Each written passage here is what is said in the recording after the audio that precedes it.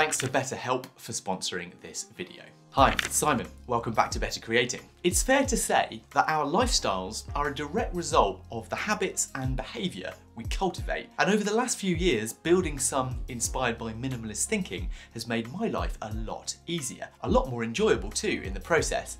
But the unforeseen benefit? By proxy, my productivity skyrocketed. So yeah, one of the biggest benefits I've found from living a life of less is that I've been able to make more.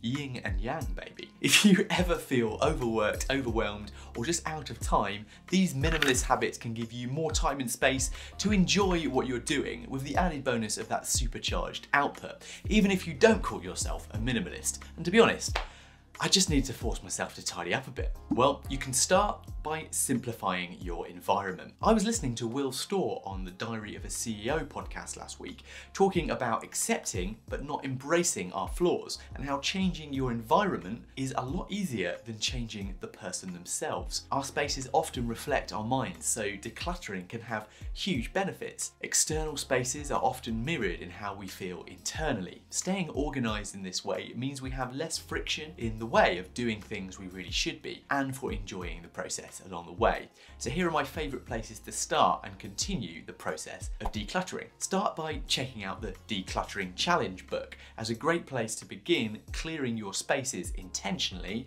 and ending up with truly the things that add value in your life. If you have already decluttered your space, it becomes more about maintaining. Try some of these. Use a wish list strategy. When you want something badly, you will always be able to justify that purchase somehow. An excellent way to curb these impulsive needs is to create a kind of pause and put it on a list and take a moment to see if it actually aligns with your needs and values. Use the one in, one out rule to maintain your space. So if you bring something into your house, you're gonna have to send something out. If you do buy things, try thinking quality over quantity. Investing in one brilliant version is both sustainable, but also means that you don't have loads of replaceable things. But even before that, think first about what you already have. Nor should we always just go for the most expensive thing for the sake of it. Minimalism, in my opinion, is not for the rich or for the poor. It's for anyone who wants to build a habit and a mindset that improves the life they have. Try to develop the simple but tricky habit of just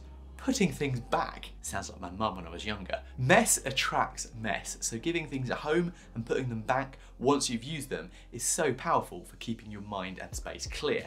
Man, I wish I had that automatic reset button to do that for me. Automation just doesn't go that far. Well, I guess that means we just gotta do it. The next habit is to set priorities. Learning how to compartmentalize, prioritize, and focus your energy in the right place will make a huge difference. It transforms what you do, how well you do it, and most importantly, perhaps, the enjoyment you take from doing it. How many meetings, lunch dates, meaningless email strings, and replies have you spent hours on only to realize you're lost in busy work, not meaningful work? Feeling productive does not mean you are productive. The simplest habit to help with this process, though, is learning to single task. I built this habit by embracing the brilliant concept by Gary Keller and Jay Papasan from their book, The One Thing. Simply put, learn how to effectively set the one thing for the day or the week you want to complete. And then, of course, work out how to stay focused on that single task. Another way to prioritize, of course, is focus on the essentials first. Put it like this: if you try to polish that first chapter of the novel for 2 weeks and then write the rest only to realize chapter 1 is from a completely different book, then you've wasted your time. So do things iteratively and get the essential, simple things done first. Next up, learn to be present. It's a classic, right? How to live in the moment, not preoccupied with the past or worried for the future. Much easier said than done. And let's be honest, in today's world, it is really easy to feel overwhelmed. Minimalist habits can be about learning to be in the moment and decluttering or untangling your thoughts as much as your environment. If you're a scheduler, plan downtime so that you can truly switch off. Remove the distractions of media and your phone from your bedroom or desk space, or maybe try a daily practice of journaling or meditation. And that brings me to why I've partnered with today's video sponsor, BetterHelp, a customized online therapy that can offer video, phone, and even live chat sessions. So a few years ago, I found myself experiencing a fair amount of anxiety and panic for a range of reasons. Speaking to a therapist about it became a surprisingly essential tool to becoming more present, and was a big part of how I was able to work through what was causing that overwhelm and anxiety in the first place, to develop tools to manage it better. There is a broad range of expertise in BetterHelp's 20,000 plus therapist network that gives you access to help that may not be available in your area, and you don't have to see anyone on camera if you don't want to. You just fill out a questionnaire to help you assess your specific needs, and then you get matched with the therapist in as little as 48 hours. Then you schedule secure video and phone sessions, plus you can exchange unlimited messages, and everything is shared completely confidentially. I'm now continuing sessions with BetterHelp for different reasons to set priorities and develop my thinking around relationships, life, and work. You can request a new therapist at no additional charge anytime, so join the 3 million people that have already taken charge of their own mental health with an experienced BetterHelp therapist. So if you want to give it a try, you can get 10% off a first month at betterhelp.com/bettercreating, also linked in the description below.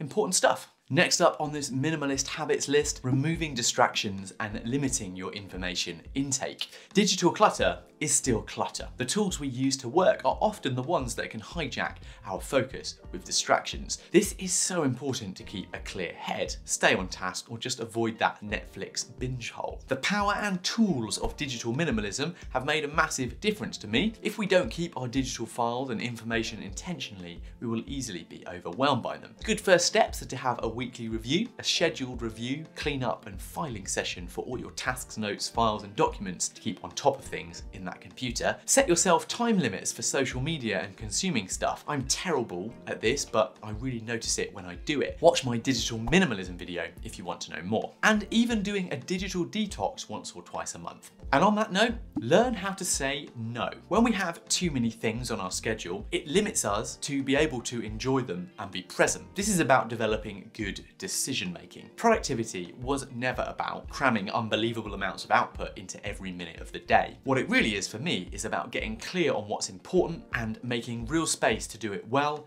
effectively, and in a meaningful way. Derek Sivers' book, Hell Yeah or No, is brilliant on this. Simply put, if it's not a hell yes, it's a no. So making space like this also means that when that no-brainer offer opportunity turns up on your desk, you actually have the capacity to say yes in the first place. So a great habit is to develop a system. Declutter your brain with a second brain. So this kind of has two sides to it. One is having a place to store important information and ideas, so you don't have to hold on to them all in your head. Oh yeah, that's some classic David Allen getting things done stuff right there. The other key to this though is having a system that helps manage regular day-to-day processes you have in your work or life, so that less of your energy goes into just redoing those basic things that you don't need to. And if you've been here before, you guessed it, my Notion setup has helped me build systems for producing these videos every week in this way in a fraction of the time. It helps organize my time so that I can keep my day-to-day clearer.